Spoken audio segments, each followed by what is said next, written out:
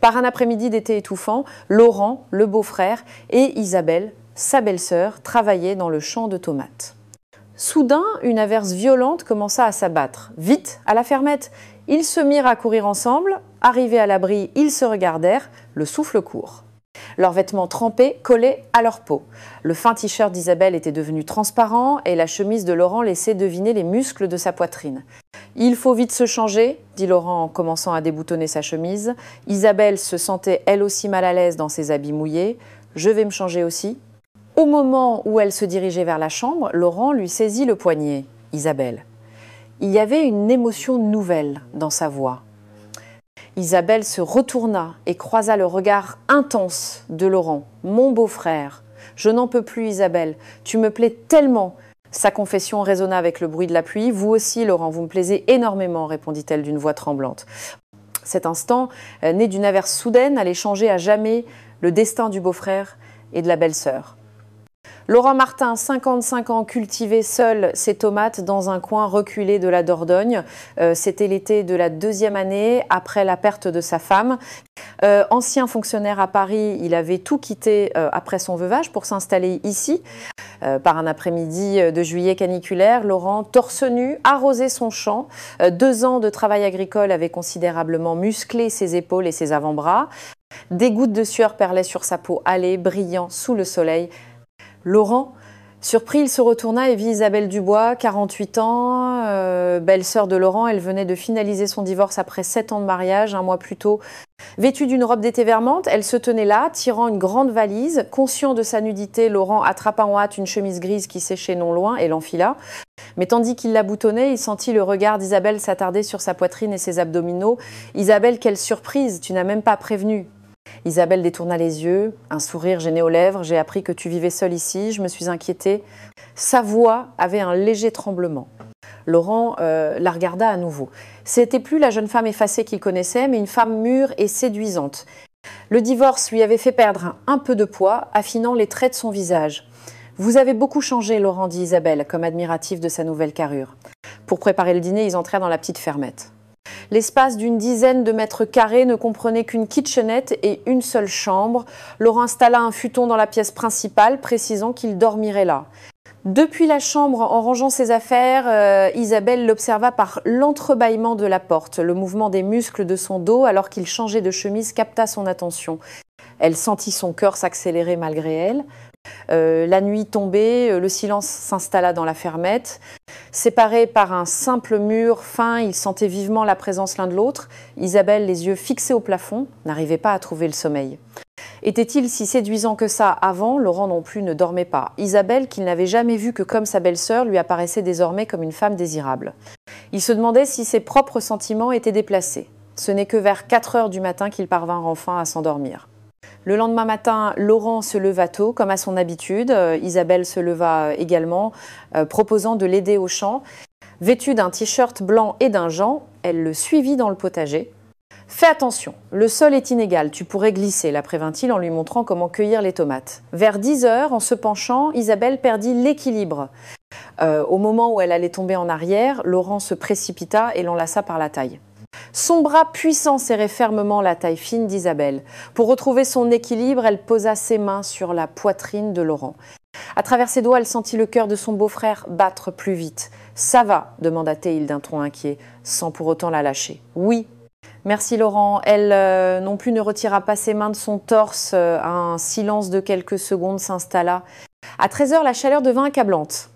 Des perles de sueur couvraient le front et la nuque d'Isabelle. Son t-shirt blanc humide lui collait à la peau. Laurent lui apporta une bouteille d'eau fraîche. « Ne force pas trop, tu vas attraper une insolation. » En disant cela, il posa naturellement sa main sur son épaule. Ses doigts la caressèrent doucement. Isabelle sentit un frisson parcourir tout son corps. « Tes bras sont devenus vraiment musclés, dit-elle en touchant légèrement son avant-bras. Sous son contact, les muscles de Laurent se contractèrent. Le travail terminé, ils se retrouvèrent dans la cuisine étroite pour préparer le dîner. L'espace entre le réfrigérateur et la cuisinière était si restreint que leurs corps se frôlaient souvent. En se retournant pour prendre une assiette, le dos d'Isabelle heurta la poitrine de Laurent. « Pardon », dit-il en essayant de reculer, mais il était bloqué par le mur derrière lui. Pendant quelques secondes, Isabelle resta appuyée contre son torse. Elle sentit son souffle rauque sur sa nuque. Immobile, ils savourèrent cet instant. Isabelle, aplatée d'une voix basse, elle se retourna lentement, leurs visages n'étaient plus qu'à 20 cm l'un de l'autre. Leurs regards se croisèrent, les yeux sombres de Laurent plongeant dans les prunelles tremblantes d'Isabelle. C'est alors qu'un bruit de tracteur se fit entendre au dehors. Sursautant, ils s'écartèrent brusquement. C'était un voisin agriculteur qui passait.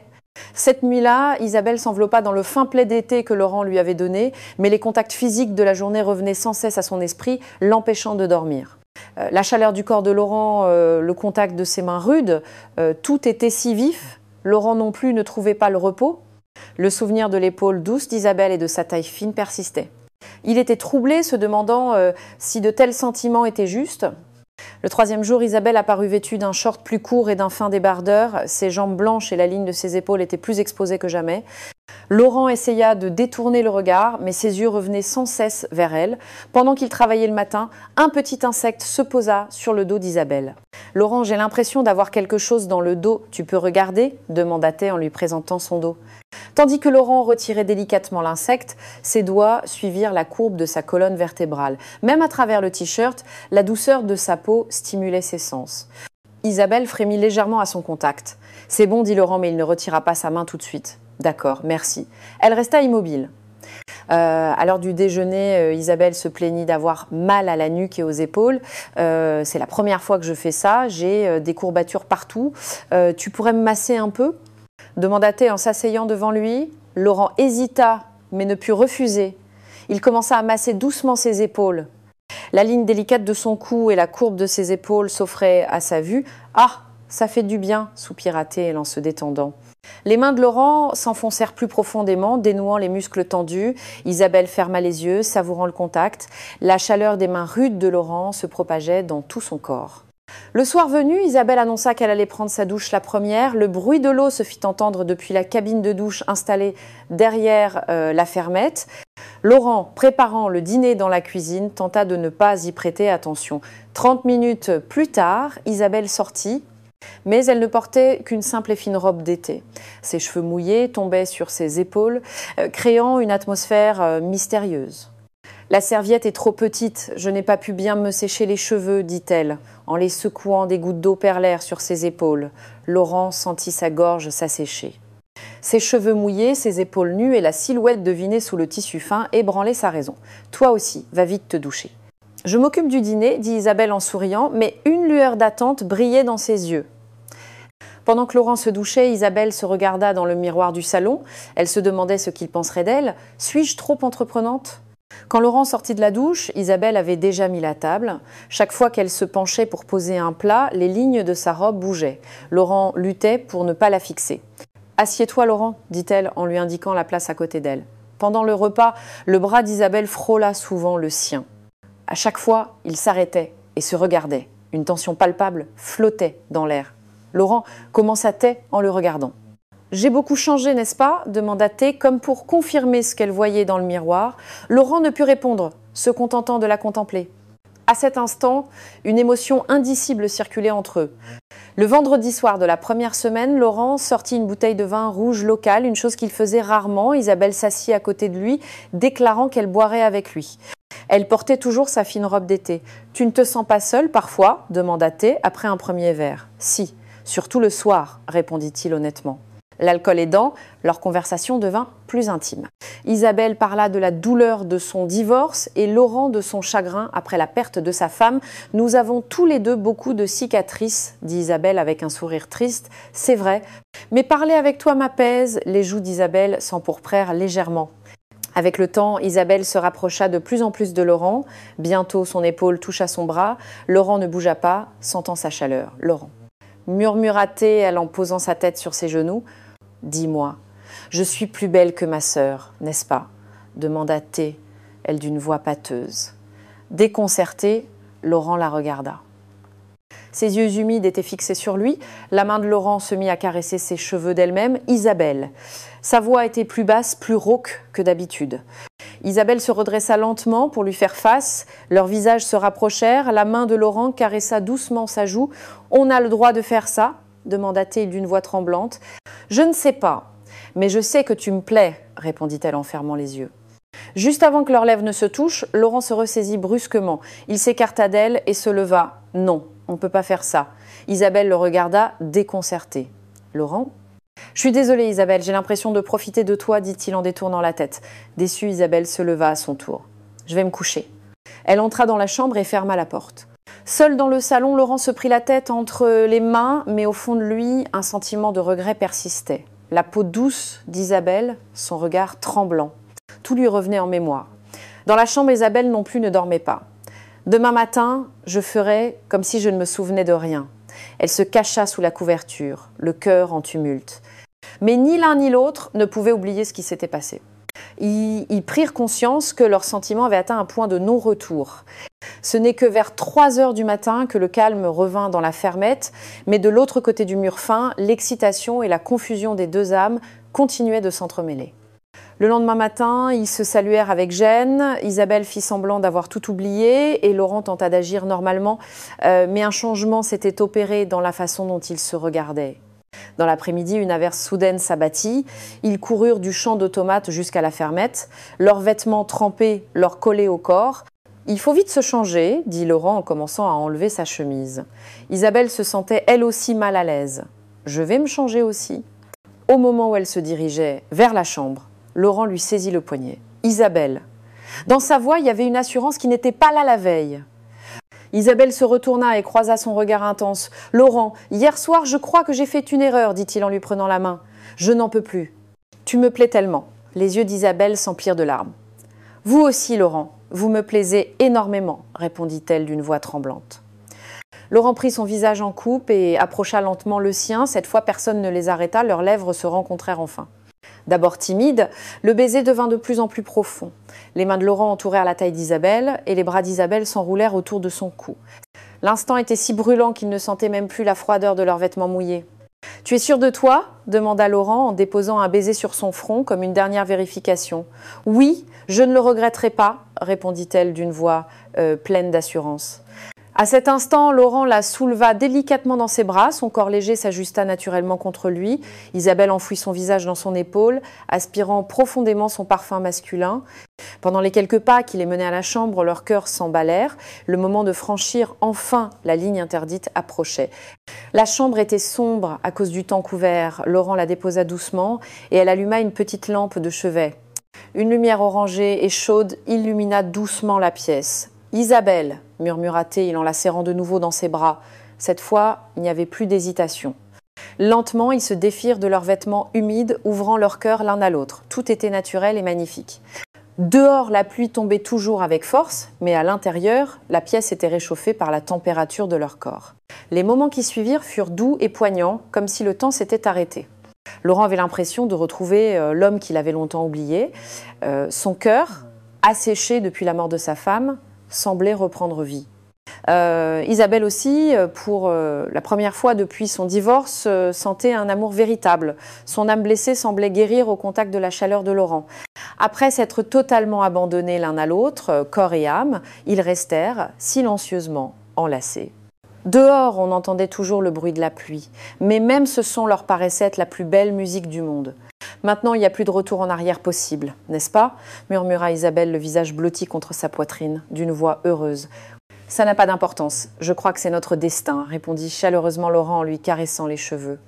Je ne sais pas ce que l'avenir nous réserve, mais cet instant est parfait, dit Isabelle en le regardant avec un sourire. Laurent lui sourit à son tour. Oui, c'est le moment le plus heureux. L'averse de cet après-midi-là avait complètement transformé leur relation. Ils étaient plus un beau-frère et une belle-sœur, mais un homme et une femme profondément amoureux l'un de l'autre. Alors que la pluie cessait et que le soleil réapparaissait, ils se promirent un nouveau départ, s'imprégnant l'un de l'autre. Ils ignoraient combien de temps leur serait accordé, mais cet instant était le plus précieux au monde. Le lendemain matin, Laurent se réveilla avant Isabelle. L'aube était si silencieuse qu'il se demanda si la nuit précédente n'avait été qu'un rêve. Mais en voyant Isabelle endormie à côté de lui, il comprit que tout était bien réel. Il se leva sans bruit et sortit fumer une cigarette. Lui qui ne fumait jamais avait besoin de calmer son esprit tourmenté. Avons-nous vraiment le droit de faire ça? 1 heure plus tard, Isabelle se réveilla. Ne voyant pas Laurent, elle s'inquiéta et sortit. Elle le trouva au bord du champ, en train de fumer. Laurent l'appela-t-elle doucement. Il écrasa sa cigarette et se tourna vers elle. « Tu es déjà levée. Vous n'avez pas dormi. » Sa voix était empreinte d'inquiétude. Au lieu de répondre, Laurent soupira. « Isabelle, et si nous avions fait une erreur ?» Le visage d'Isabelle se figea. « Vous appelez ça une erreur ? Ce n'est pas ça. C'est que je me sens coupable envers toi, dit-il en détournant la tête. Isabelle ne put cacher sa peine. Moi, je ne me sens coupable de rien. Toute la journée, une atmosphère pesante régna entre eux. Ils travaillèrent ensemble, mais leurs conversations se firent rares. Laurent était rongé par la culpabilité et Isabelle était blessée par son changement d'attitude. Le soir venu, elle prit la parole la première. « Laurent, je devrais peu être dormir ailleurs ?» « Pourquoi ?» demanda-t-il surpris. « J'ai l'impression de vous mettre mal à l'aise. » Sa voix était glaciale. Laurent comprit qu'il l'avait blessée. « Ce n'est pas ça, Isabelle. Alors c'est quoi? Et la nuit dernière, c'était quoi ?» lança-t-elle, laissant éclater ses émotions contenues. Laurence prit la tête entre les mains. Dans sa propre confusion, il lui avait fait du mal. « Je suis désolée, Isabelle. J'ai eu peur, je crois, avoua-t-il sincèrement. »« Peur de quoi ?» demanda-t-elle, les larmes aux yeux. « De ce que les gens diront de notre relation. » L'inquiétude dans sa voix était sincère. Isabelle comprit ses craintes. Elle savait qu'il n'était pas facile de passer du statut de beau-frère et belle-sœur à celui d'amant. « J'ai peur aussi. »« Mais je ne peux pas renoncer à vous, dit-elle en lui prenant la main. Cette nuit-là, ils dormirent séparément. Mais vers 2 heures du matin, Laurent frappa doucement à la porte d'Isabelle. « Isabelle, tu dors ?» Quand la porte s'ouvrit, il vit son visage marqué par les larmes. « Vous aussi. » Il n'en pouvait plus. Il la serra fort dans ses bras. « Pardonne-moi. J'ai été un imbécile. » « Si nous le faisons encore, il n'y aura vraiment plus de retour en arrière, dit-elle d'une voix tremblante. Ça m'est égal, je ne peux pas vivre sans toi. À cette confession, de nouvelles larmes coulèrent des yeux d'Isabelle. Cette fois, il n'y eut plus d'hésitation. Ils confirmèrent leurs sentiments et s'aimèrent à nouveau. La certitude d'être fait l'un pour l'autre était désormais plus forte que la culpabilité.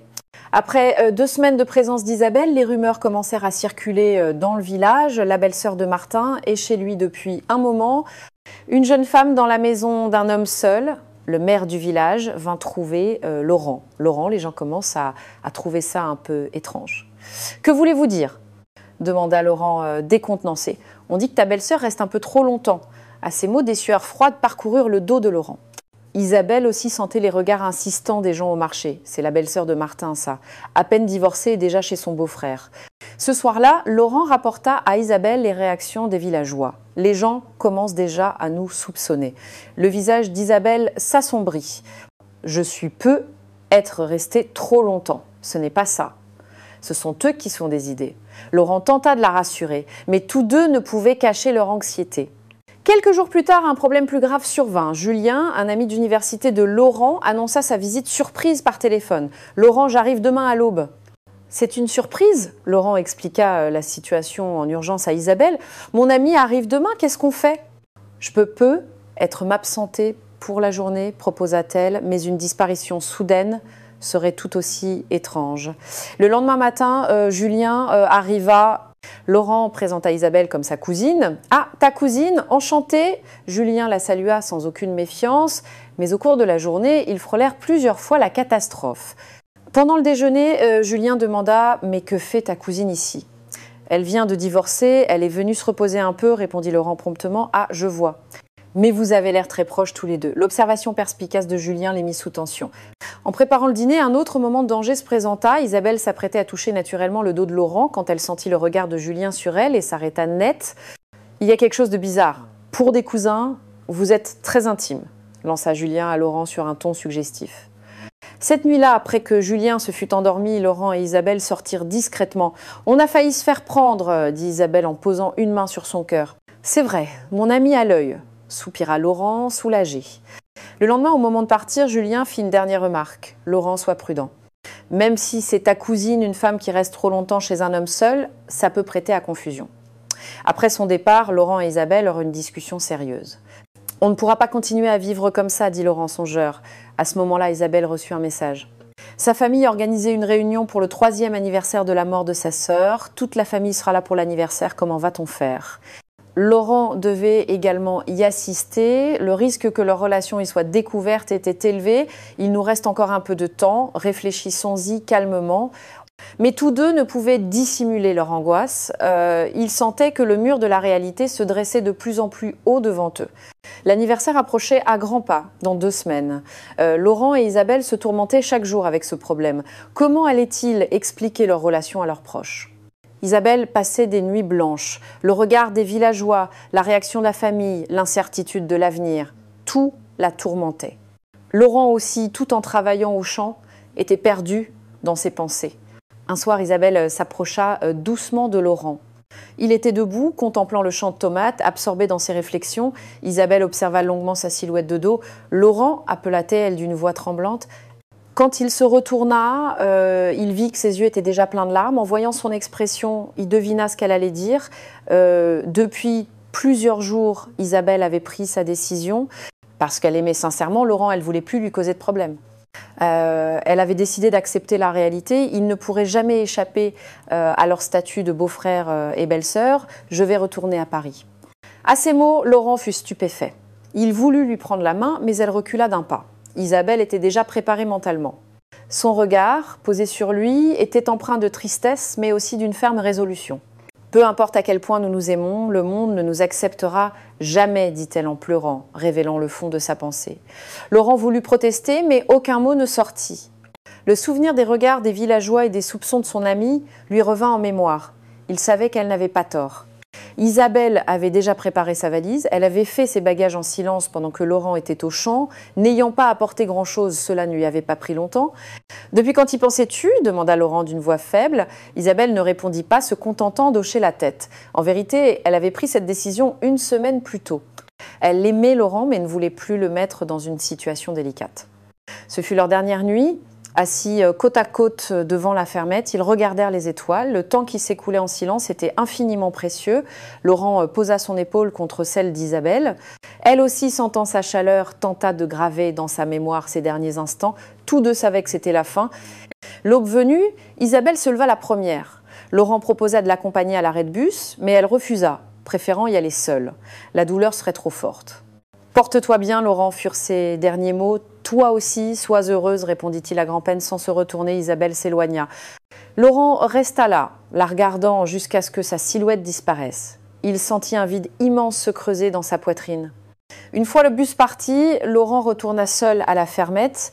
La chambre qu'Isabelle avait occupée était vide. Seul le futon était soigneusement plié. Il ne restait aucune trace d'elle. Laurent sortit dans le champ et se mit au travail. Les souvenirs des moments passés, à travailler avec elle, à transpirer ensemble, lui revinrent. Mais désormais, il devait affronter ses tâches seul. Plusieurs mois passèrent, Laurent s'habitua peu à peu à sa vie sans Isabelle. Les villageois cessèrent de murmurer, tout était redevenu calme comme avant. Isabelle, de son côté, avait pris un nouveau départ à Paris. Elle avait trouvé un petit boulot dans un café et rencontrait de nouvelles personnes. Mais parfois, les souvenirs de la campagne lui revenaient et lui serraient le cœur. 1 an plus tard, Laurent reçut une lettre d'Isabelle. Elle lui annonçait qu'elle avait rencontré quelqu'un et allait se marier. En lisant la lettre, Laurent ressentit une émotion complexe. À la fin, elle avait écrit « Le temps passé avec toi restera le plus précieux souvenir de ma vie. Prends soin de toi et sois heureux. » Laurent plia la lettre avec un sourire. Le bonheur d'Isabelle lui suffisait. En regardant son champ de tomates, il entama une nouvelle journée. Parfois, l'amour est plus beau quand on laisse partir l'autre que lorsqu'on reste ensemble. L'amour de Laurent et Isabelle était de cette nature. Leur histoire, brève mais sincère, resterait à jamais gravée dans leur cœur.